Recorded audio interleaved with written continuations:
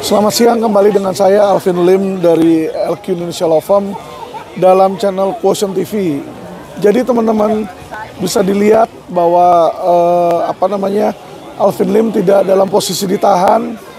Kalau bisa dilihat ini pemandangan di puncak Marina Bay Sands, teman-teman ya. Jadi ini adalah di atas kota Singapura. Marina Bay Sands ini hotel kalau nggak salah bintang 6 apa bintang 7 ini ya.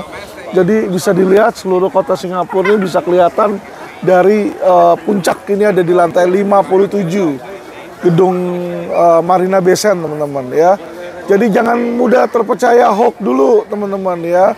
Saya cuma mau kasih tahu bahwa untuk penahanan ini tidak dimungkinkan menahan Alvin Lim. Kenapa? Karena saya sudah bebas demi hukum di situ ya. Sudah bebas demi hukum, masa penahanan sudah saya jalanin full. Jadi nanti harus menunggu inkrah di situ. Saya rasa jaksa juga sudah bikin press release kemarin, dibilang bahwa jaksa akan mengeksekusi kalau nanti sudah inkrah. Baru putusan pengadilan negeri, teman-teman ya. Tenang aja, masih ada pengadilan tinggi sama Mahkamah Agung. Jadi masih panjang perjalanan, teman-teman ya. Jadi itu update tentang kasus saya. Saya yakin kebenaran akan selalu menang, teman-teman ya.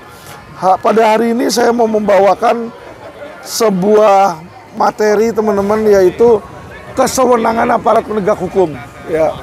Jadi kita ini harus menyoroti banyak sekali kesewenangan aparat penegak hukum. Kalau sebelumnya kasus Ferdy Sambo membuka mata kita terhadap oknum-oknum polisi, teman-teman, saya mau menyoroti hari ini tentang oknum kejaksaan ya.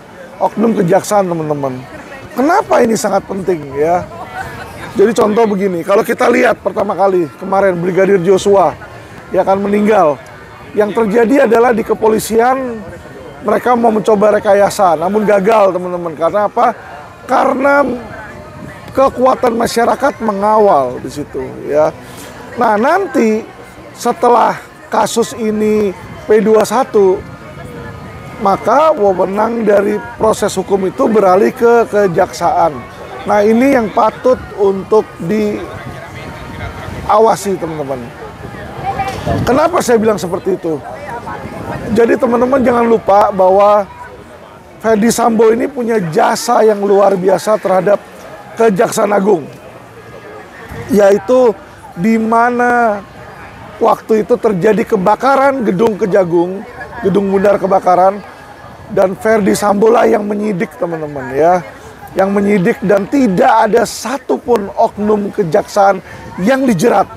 Jadi yang dijerat tuh bemper-bemper, teman-teman. Kenapa saya bilang bemper-bemper? Ya tukang-tukang, teman-teman, yang kena ya. Dan itu kenanya pun sangat rendah, di bawah 1 tahun. Jadi teman-teman, coba nanti perhatikan kata-kata saya, teman-teman. Tidak akan ada kena hukuman mati itu si Ferdy Sambo. Jangankan hukuman mati, teman-teman, 20 tahun aja nggak akan, pasti di bawah situ. Ya, teman-teman ya. Jadi kita lihat di situ ya, buktikan.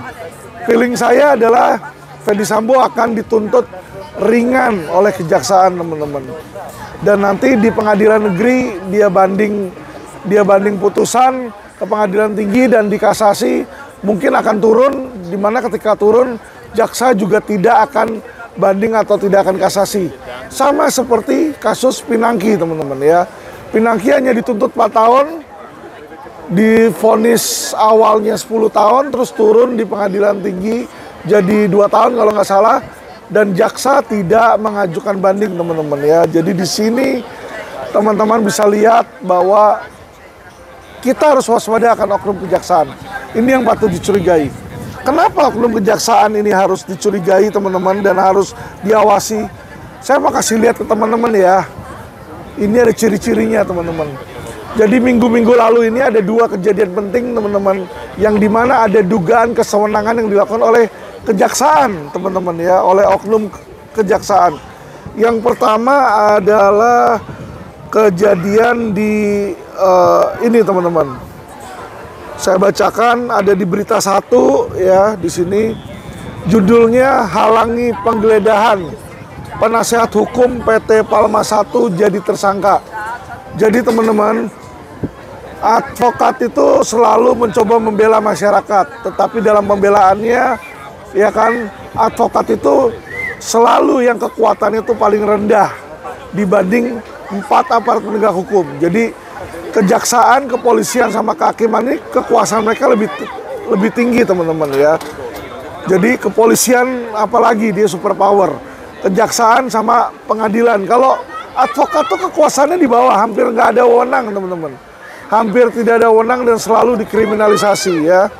Jadi ini teman-teman, kalau teman-teman baca dan teman-teman lihat, jadi ada penasehat hukum PT Palma I berinisial DFS ditetapkan sebagai tersangka. Jadi dibilang merintangi penyidikan dalam kasus dugaan korupsi.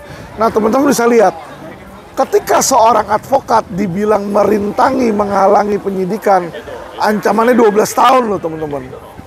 Tetapi apa yang terjadi ketika, sorry ya, misalnya oknum-oknum polisi menghalangi penyidikan, obstruction of justice, itu yang terjadi contoh ke-6 jenderal-jenderal Mabes yang membantu Ferdy Sambo.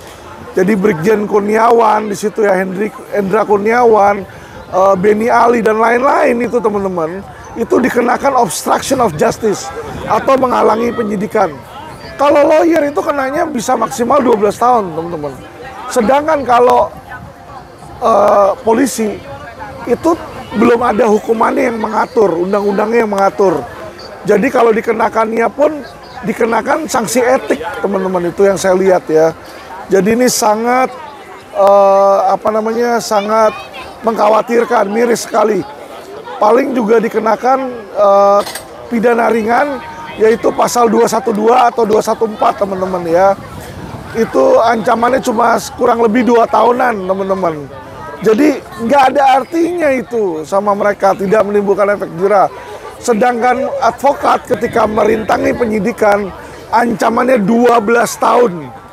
Ya seperti yang terjadi kepada Fredrik Yunadi, itu dituntut 12 tahun dan divonis 7 tahun 6 bulan teman-teman ya. Ini sangat miris ya. Jadi disinilah teman-teman, makanya nggak heran jarang sekali ada advokat vokal seperti saya. Kenapa? Karena ketika kita vokal melawan aparat penegak hukum, kita nggak ngomongin melawan institusi ya. Yang dilawan bukan institusinya teman-teman, tapi yang kita lawan adalah oknumnya nih yang kita lawan. Tapi mereka akan plesetin seolah-olah kita menghalangi penyidikan. Ini yang sering terjadi teman-teman.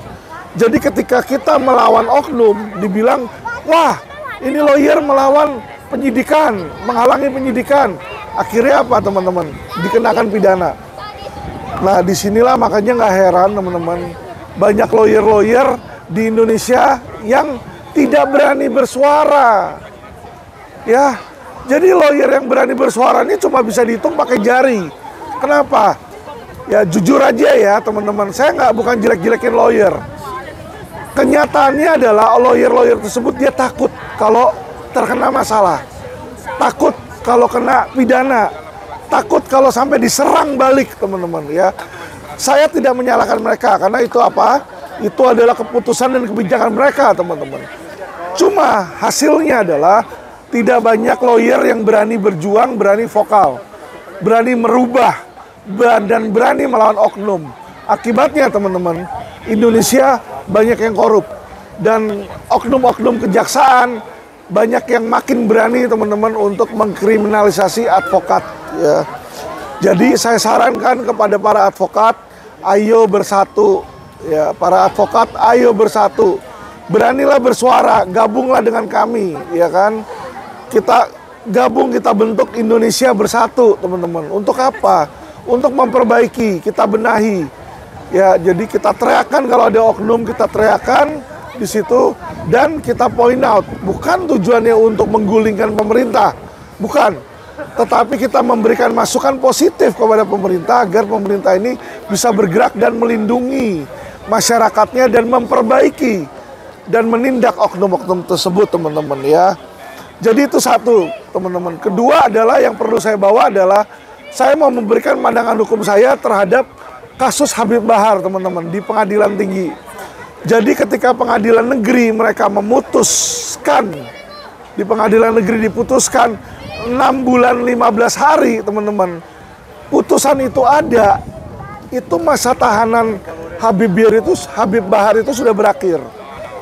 Ya, jadi kalau berdasarkan KUHP itu jelas bahwa jika ketika putusan pengadilan negeri diucapkan dan masa tahanannya sudah dijalani melebihi, dia harus segera dibebaskan. Seketika segera dibebaskan.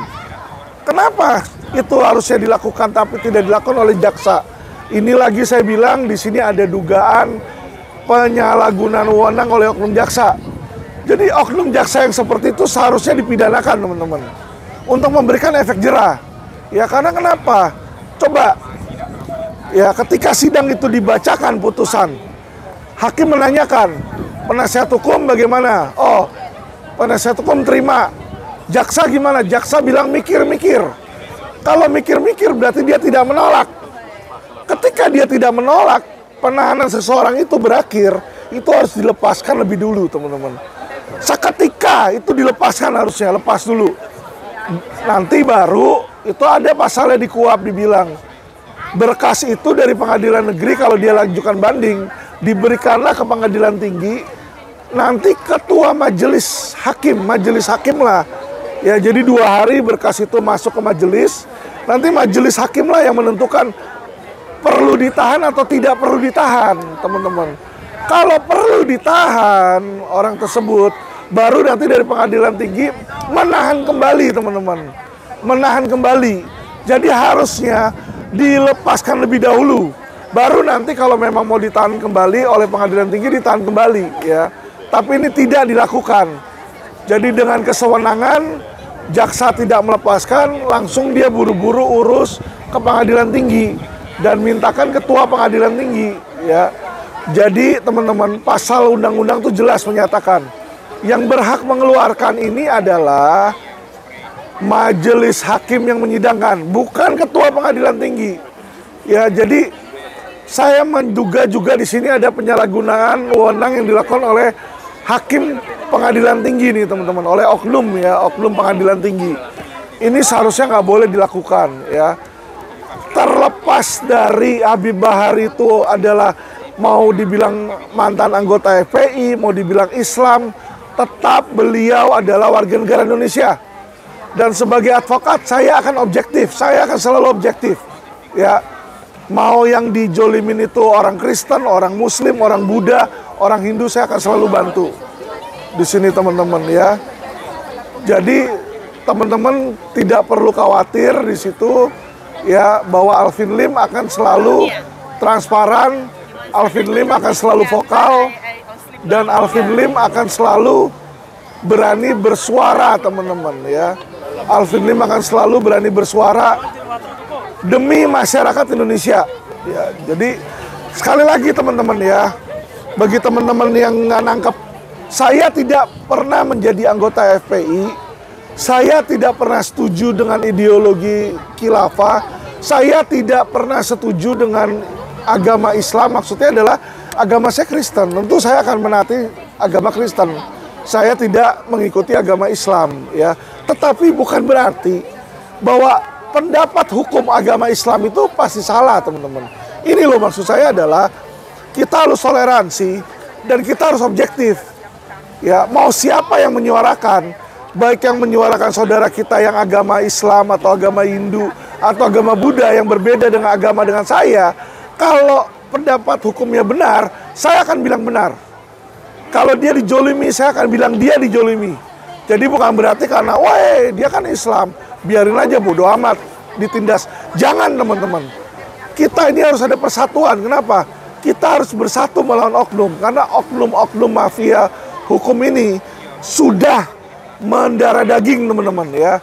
Dan saya peringatkan teman-teman, bukan hanya di kepolisian, namun ini sudah masuk ke kejaksaan juga teman-teman. Nanti lihat aja dalam kasus Ferdy Sambo teman-teman ya, hukumannya mark my word tidak akan dihukum panjang teman-teman ya, apalagi hukuman mati. Jangan mimpi, nggak akan Ferdy Sambo dihukum hukuman mati teman-teman ya. Karena kenapa? Kejaksaan Agung ini banyak oknum-oknum brengseknya juga di situ, teman-teman ya. Jadi kita udah lihat tadi dari 2 perkara. Perkara pertama adalah pencobaan kriminalisasi menghalangi penyidikan terhadap advokat yang melawan mereka, teman-teman ya. Kedua adalah apa? Yaitu kedua adalah penyalahgunaan wewenang yang seharusnya penahanan itu dilepaskan, tapi kejaksaan seringkali tidak mau melepaskan lebih dulu, teman-teman. Dan di sini jujur saya miris ya. Terakhir, teman-teman, saya mau memberikan update ya, dan ucapan terima kasih apresiasi pertama kepada Kabareskrim dan juga kepada Kapolri Listio Sigit, teman-teman, Kabareskrim Agus Andrianto. Kenapa? Karena teman-teman ya, mereka sudah berani untuk tidak menghentikan kasus mahkota. Jadi kasus mahkota itu bulan lalu itu digelar perkara, teman-teman ya. Gelar perkara baru sesi 1 baru selesai, masih ada sesi 2. Langsung penasehat hukum dari pihak lawan, dari pihak mahkota Raja Sabta Oktohari itu ya, penasehat hukumnya langsung dia press release. Dia press release dan lalu dia umumkan bahwa kasus mahkota sudah dihentikan. Ya, dibilang sudah dihentikan karena perdata. Wah, aneh banget. Kenapa? Ternyata setelah saya dengar, dia kenapa berani seperti itu, bicara seperti itu. Info yang saya dengar adalah dia mendapatkan ada dugaan gratifikasi, teman-teman ya. Lalu saya laporkan hal tersebut ke Kabareskrim, saya laporkan ke Kapolri, dan oleh mereka hasil dari gelar perkara itu yang harusnya, yang tadinya dibilang dihentikan, dianulir, teman-teman. Ya kenapa? Nggak ada investasi bodong itu dibilang perdata. Ngawur itu ya. Apalagi mahkota tidak ada izinnya. Itu pidana, teman-teman. Ya, jadi terima kasih kepada kepolisian ya. Walaupun ini belum selesai, belum P21, tetapi sudah ada itikat baik dari kepolisian. Sudah ada sedikit hasil positif dari kepolisian. Dan saya ucapkan terima kasih kepada Kepolisian Indonesia, kepada bagian Wasidik juga ya yang sudah melanjutkan. Saya harap kepada Polda Metro Jaya untuk berani melanjutkan. Ya, dan kalau dilimpah nanti di Tipikteksus, saya berharap agar di Tipikteksus Pak Wisnu dan timnya berani menjalankan, berani menangkap, dan berani segera menahan Raja Sabta Oktohari karena beliau adalah terlapor. Beliau adalah direktur utama yang berwenang megang uang, dan beliau pula yang berbicara di depan orang-orang untuk menarik orang-orang untuk masuk uang di dalam investasi mahkota tersebut ya. Jadi terima kasih kepada kepolisian ya, bahwa walaupun saya saat ini ada di Singapura ya kan, saya tetap membela masyarakat, saya tetap memantau kasus-kasus hukum. Dan yang terakhir, teman-teman, jangan khawatir, saya nggak kabur di sini. Saya di sini sedang menikmati vacation dan ada urusan pribadi yang sedang saya urus ya. Tentu yang namanya urusan pribadi saya nggak perlu cerita-cerita toh di situ ya. Jadi nggak usah khawatir, teman-teman. Kalau nanti saya dinyatakan bersalah oleh MA, ya kan, saya akan jalani, teman-teman. Ya, nggak usah khawatir karena hal kriminalisasi itu bagi saya hal biasa. Kalau memang saya harus berkorban untuk masuk penjara supaya Indonesia berubah menjadi baik, saya akan lakukan itu dengan hati lebar, hati terbuka, teman-teman. Oke? Salam cerdas hukum dari Alvin Lim dan LQ Indonesia Law Firm. Selamat berjuang, bantu. Terima kasih yang sudah banyak membantu berjuang, dan terima kasih kepada kalian yang sudah subscribe dan support channel ini, teman-teman ya. Kita akan menjadi bagus dan luar biasa, dan Indonesia akan menjadi maju apabila people power kita bersatu, teman-teman. Oke? Terima kasih. Salam cerdas hukum.